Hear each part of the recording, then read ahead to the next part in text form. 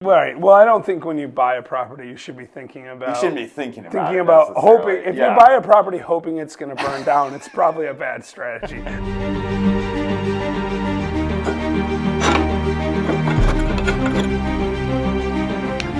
Welcome to the Old Fashioned Real Estate Show, where hosts Brian Leverage and Jeffrey Holst for our old fashioned real estate advice.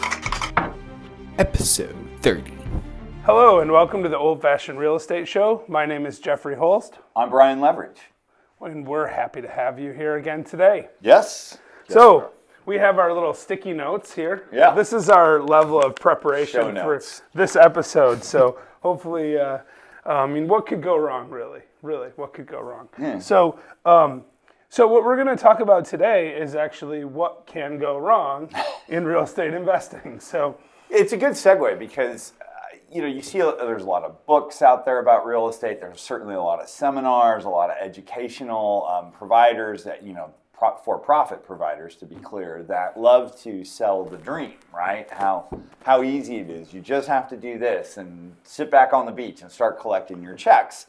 And, I haven't figured that part out. Yeah, and when you let me know, because I'm still working on it too. Yeah. But, to that point, like any other job, those that do extraordinarily well in it typically have to work very hard. Yeah, and we actually have talked about that before, right? That there's a risk-return ratio, and the more work you put in, the lower your risk and the higher your return's going to be. Yeah. So, the more you know about the market, the better you're going to do. The more hands-on you are in your investments, the better you're going to do. Right. So when we talk about what can go wrong, we're really telling you, if you're not willing to put in some work, you don't have to work all the time, it doesn't have to be full-time, but if you're not willing to put in some work, then you shouldn't invest in real estate. So I think we're going to actually title this episode, Why You Should Not Invest in Real Estate. Well, and as a piggyback to that, everybody makes mistakes, right? And it doesn't matter if we're talking about real estate or something else, but that's how we learn, right? And Absolutely. I think, both of us probably have a few missteps along the way in different areas. I mean, you probably more than me, but I don't doubt that. That's because you do more than me. Yes. That's the main reason. And you know what? Even now, at this point in our real estate careers, we're still making mistakes. Brian, for example, recently bought a duplex. I mean, you got bailed out by the market, let's be honest. But you made a few mistakes in that deal, right? I mean... Oh, yeah. Yeah. Contractor selection, chief among them. Yeah, right. So anyway, we're going to kind of break this down into categories. So we're going to talk first about difficult sellers. So times that when you're going to buy a property, that the seller messes the deal up, right? And that can happen, by the way. It doesn't happen every time. Sometimes you go to close a deal and everything's really super smooth. For example, we have one particular seller that Brian and I are working with now who provided us an entire binder of materials. He gave us everything we needed for our due diligence in a nice pack, right? Yeah. But that's unusual. It is. Yeah. It is. Yeah. Most people generally have something to hide. Sometimes there's a reason they're selling the property that they don't want to necessarily disclose, for any number of different reasons. Right, or they could just be really incompetent at managing a property.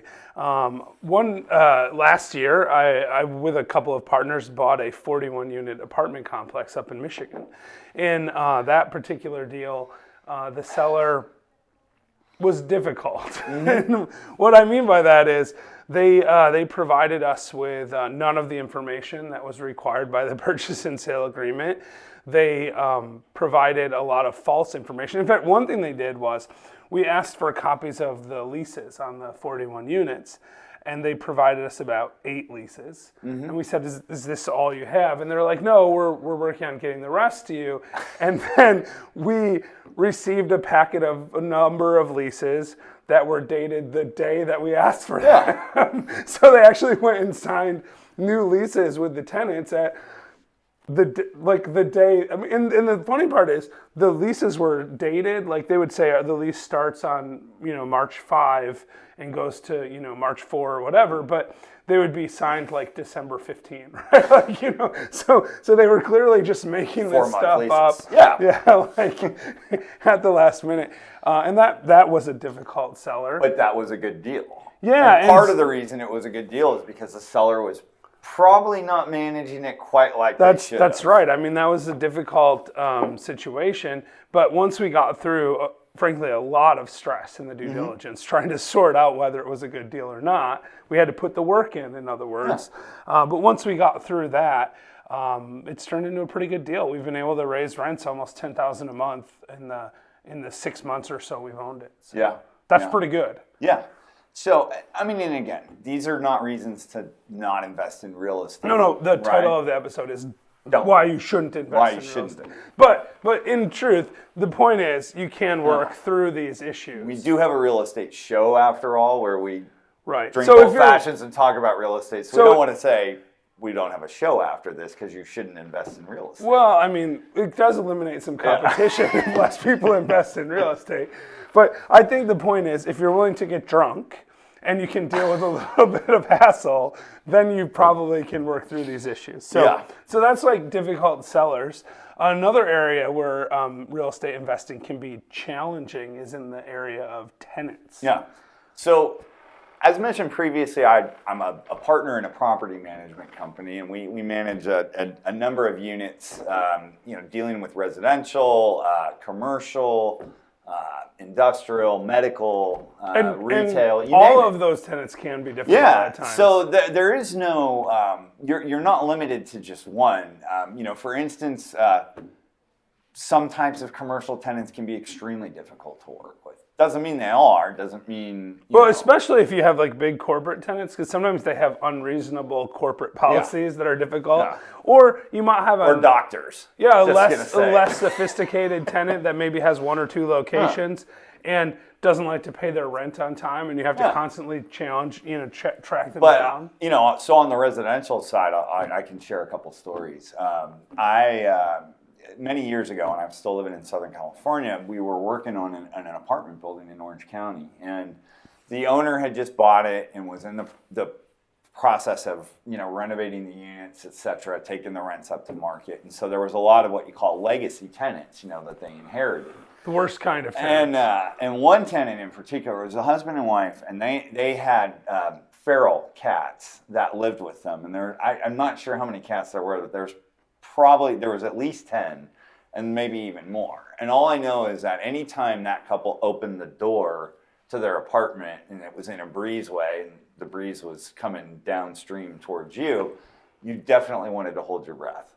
And we ended up evicting that tenant some months later, and we had to literally remove all of the bottom 4 feet of drywall because none of the cats were fixed. They'd sprayed all the walls everywhere.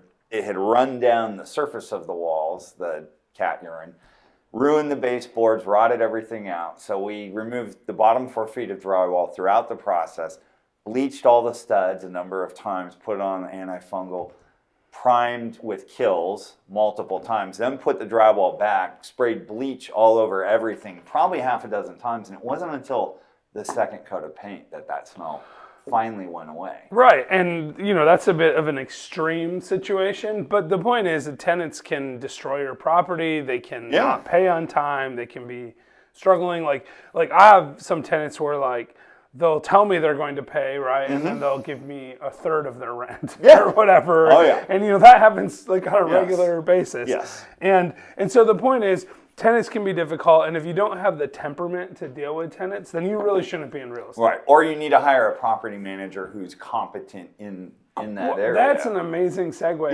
because the next category is difficult property managers. Yes. It's almost like you had a note card in front of you that suggested that. So I personally have never had a difficult property manager. Yeah.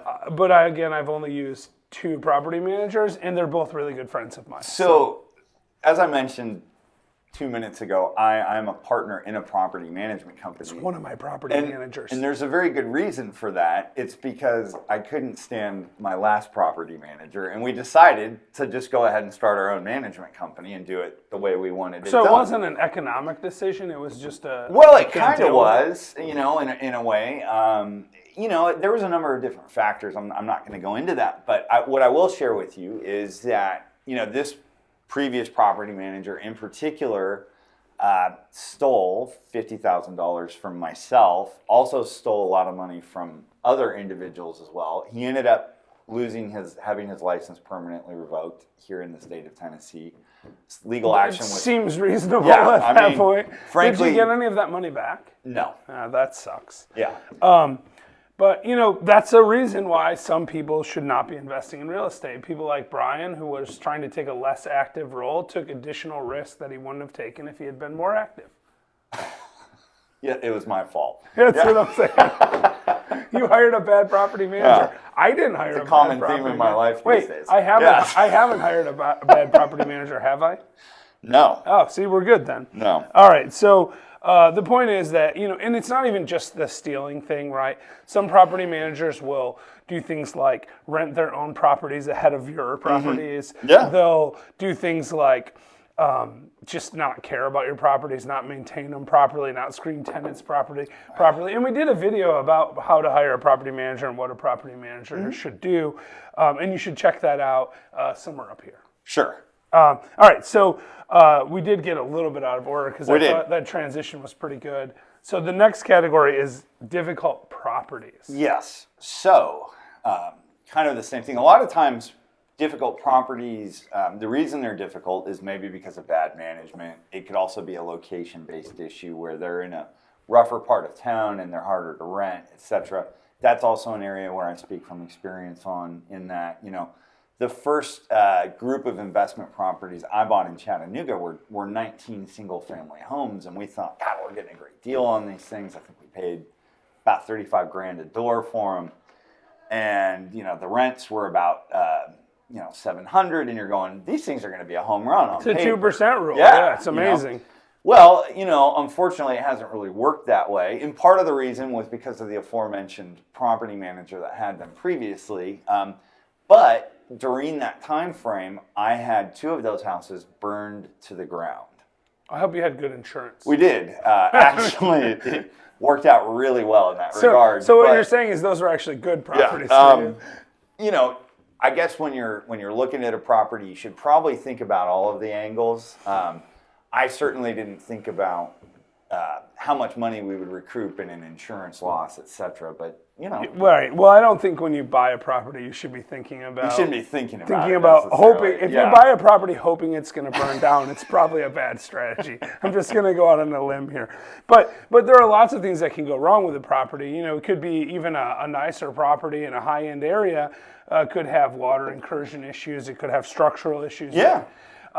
Or you could have paid too much and it doesn't cash flow as well. If you think the rents are going to be $2,000 and they're actually $1,000, it's a real problem. Yeah.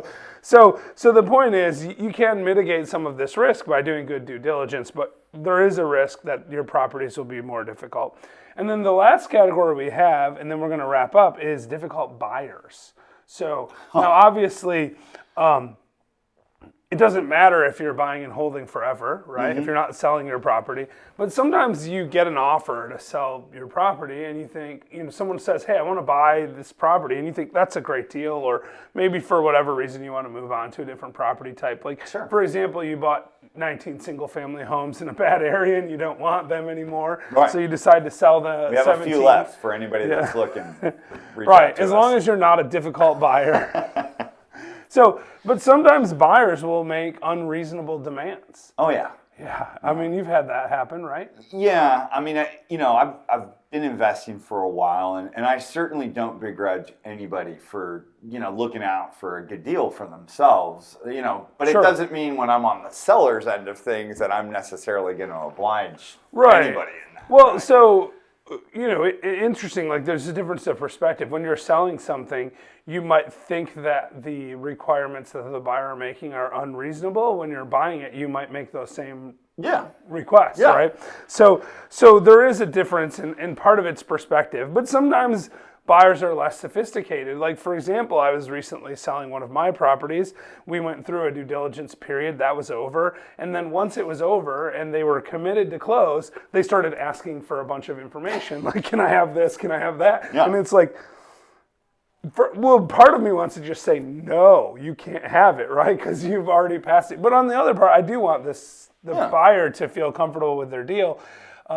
So, to the extent that I could, I provided what I could to them. But at the same time, it's difficult when someone keeps asking for more stuff over and over and over again over a long period of time. And sometimes you'll get the occasional purchase contract that has about 10 different contingencies in it. Or subject it's to 92 partner pages approval or this or that. And I think I would say in those situations, it really depends on how desperate you are to sell a property, because the more moving parts there are to any contract, the higher the likelihood it's going to go bad somewhere along the line. And you might want to just save yourself the time on the front end.